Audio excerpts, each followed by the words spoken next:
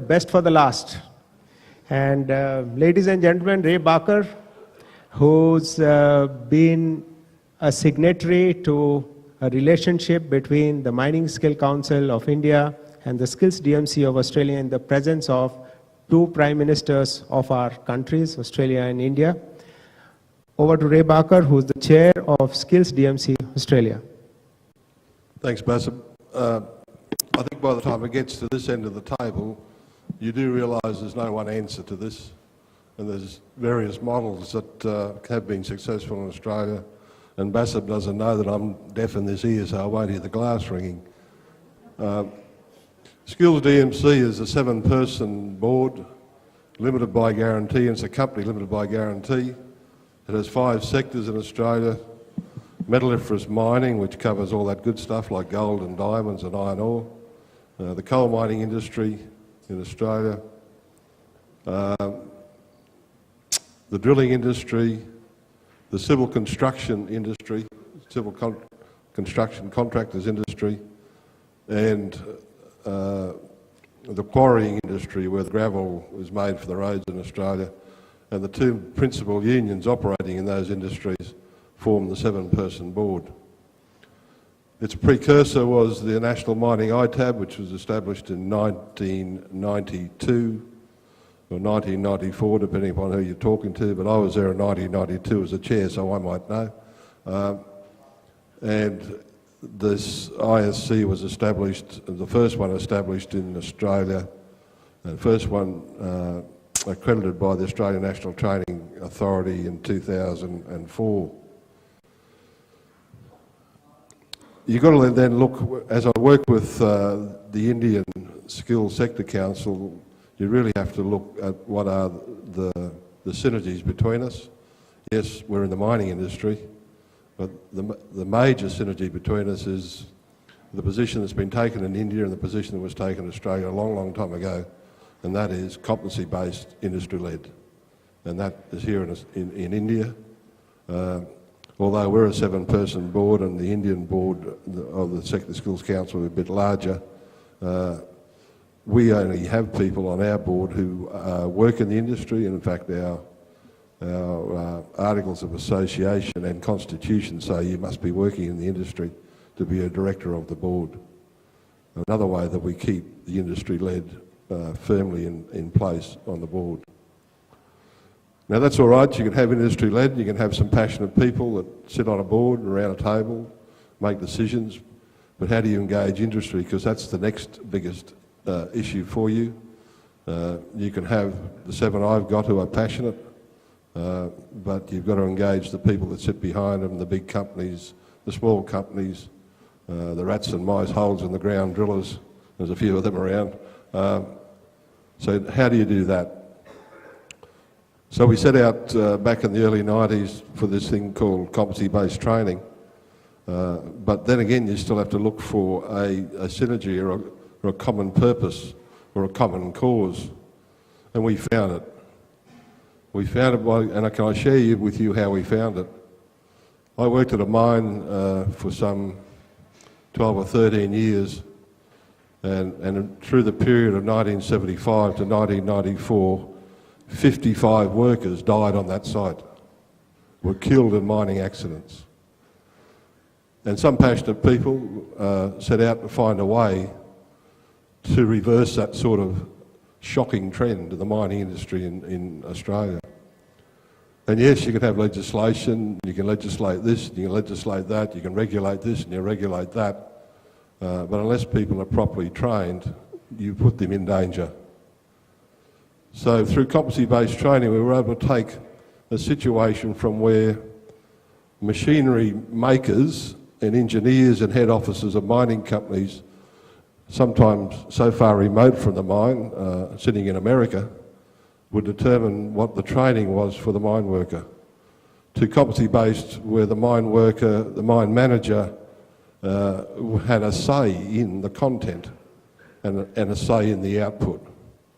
And I'm pleased to say that it wasn't the only reason. I'm not that naive. It wasn't the only reason why those horrific accidents stopped, and it wasn't the only reason why the statistics in the mining industry in terms of people being injured fell away, but they have fallen away. And at that particular mine, I told him I was deaf in that ear, but he keeps banging that glass. And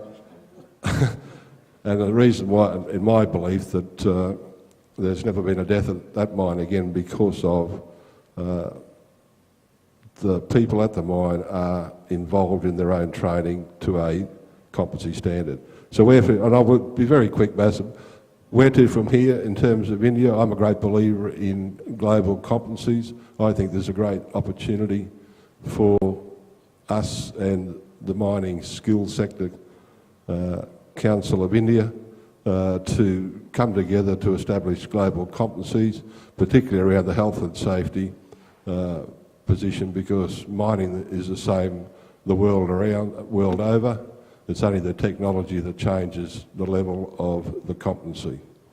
And can I leave you on this note, because I also learnt this over my 20-odd years. In terms of engaging industry, when you set out to engage industry, be aware that you've got to keep going, and it's a bit like dancing with black bears. You set out to dance with a black bear, be prepared to keep dancing until the bear wants to stop. Thank you very much.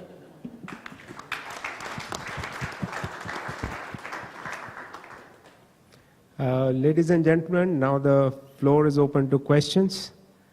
Thank you, Ray, for that wonderful talk. Yep.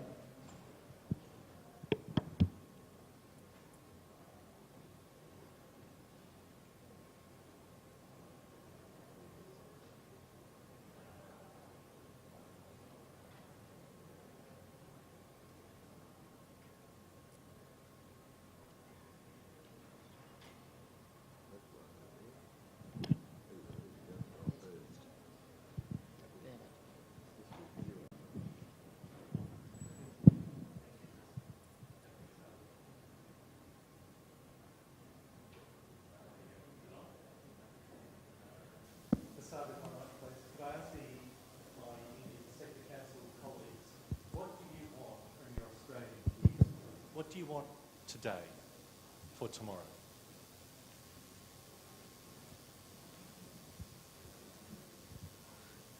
Let me take this question. See, I think we have been very categorically, we appreciate the skill developed in the Australian continent, and what has been done here. We are trying to take whatever lessons you have learned to come to this stage where your more population is inclined towards going for the skill rather than universities. But here in our country, it is the other way around. People go for the universities and less for the skill.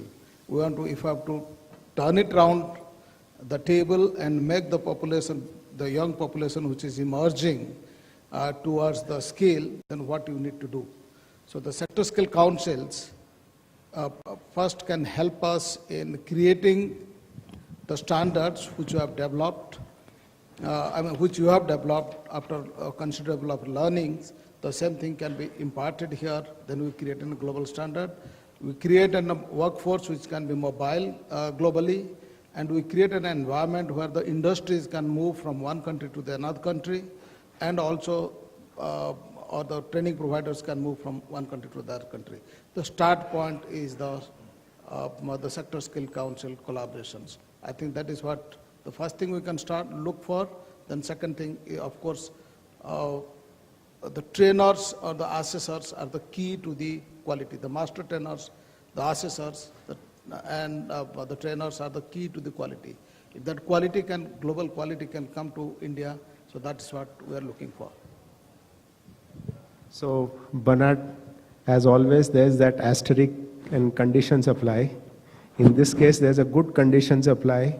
NSDC is willing to fund 75% of the project cost of any sustainable venture that you would want to do together.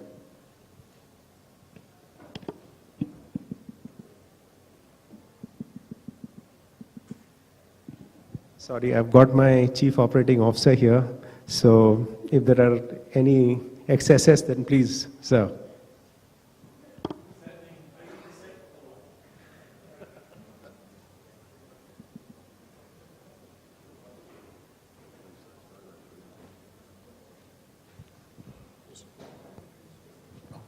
The next question will be by someone who's not spoken so far in this conference. And if you don't ask, then I'll possibly offer you a holiday for 2 in Kulu.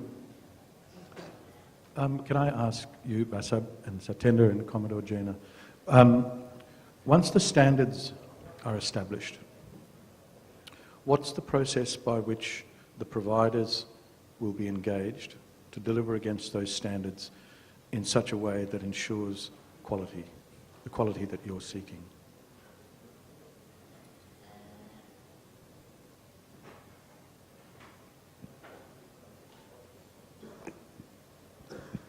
Right now, see, occupational standards, some of them have already developed and some are under development. What we are doing is starting with the NSTC approved training providers and moving on further to some of the training providers which are taking part in the STAR scheme. We are asking them to align their curriculum in line with the occupational standards that have been developed. So any kind of training program which is being conducted under this government-funded scheme, it is according to a particular standard. So we are ensuring that alignment of curriculum at present, so that there is a minimum benchmark in this the quality of training which is being imparted by these training providers. We have got, Neil, we've got a website, and our website links you to the STAR website, nscsindia.org. There's a complete manual there of how this alignment will happen. It's open to anyone who would want to associate and understand. I guess my next question was going to be, given that there's been so much work between the Australian sector industry councils and the sector skills councils, whether in that there lies an opportunity for Australian providers to connect with Indian partners in terms of the content and skills and knowledge that we've got, which we can bring to the table. Why not? I mean, that would be certainly a value add, and rather on the learning curve, you would be a bit ahead because you are already accustomed to those Australian training providers are already accustomed to those occupational standards. Though there might be a minor difference, what you might be perceiving as a level 2, I might be perceiving as a level 3 or 4, but certainly that alignment is already there. And it's not like, in agriculture sector, we already have got, the training providers coming from Canada and Netherlands and trying to enter Indian market, and there is no stoppage. In fact, they have already gone one step ahead by establishing centers of excellence. Why not Australian training providers can come and participate? I think I had already mentioned it.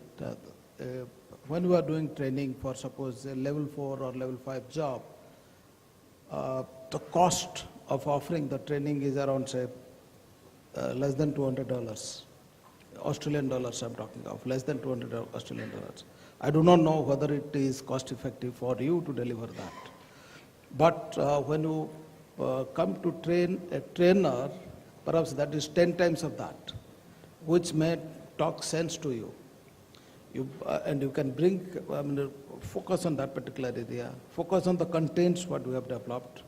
So perhaps that will bring in the standards, and that will also bring in the understanding of the nuances of conducting training here, and then gradually grow to the next to provide the training to the trainees.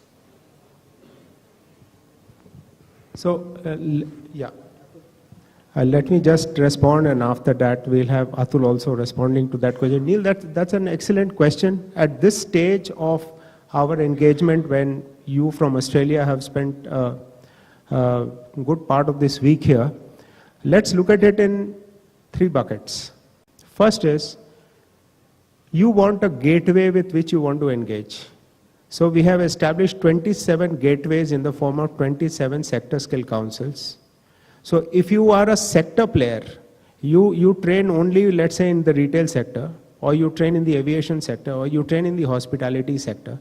We have created a mini NSDC in every sector with whom you can bounce off your thoughts, ideas, catalyze them, and look for an opportunity in India. That's the first part. The second part is, you as a person in the Tibet space in Australia, you need to decide what is that core offering with which you want to start your business in India. Do you want to get into the space of making occupational standards? Do you want to get into the space of making courseware? Do you want to get into the space of training of trainers? Do you want to get in the space of large-scale training? Do you want to get into the space of assessments? Do you want to get into the space of labor market information and skill gap studies? The opportunities are open for you. Now, if you want, so now let me come to the third part. There's an enabling framework which possibly Atul will be talking about, which is available in the form of NSDC. Once you have generally made up your mind on two things, A, that you have got more than just a notional interest in working in India, and B, that you would want, that you have clarity in what you want to do. Let's say you have clarity like Sue has or Ravi has, that you would want to operate out of Chennai or not a sectoral or a geography, but you want to work out of a sector like retail, like Sue does. You may come and connect with us in NSDC, and we could help you connect with a set of Indian players with whom you could possibly talk about doing business. The other thing we can do for you is also look at giving you soft financing to catalyze your dreams. So bucket one, the gateways in the form of sector scale councils. Bucket two, a plethora of offerings where you need to finalize your mind, what you want to do. And bucket three is NSDC, which is an enabler. Over to you, Atul. Basab, this is your panel. I'm not interfering with that. My question was to Australian friends here. How do you deal with skills like management skills, soft skills, entrepreneurial skills, which are across all sectors? So who takes responsibility of these kind of skills, and how do you share that information across it?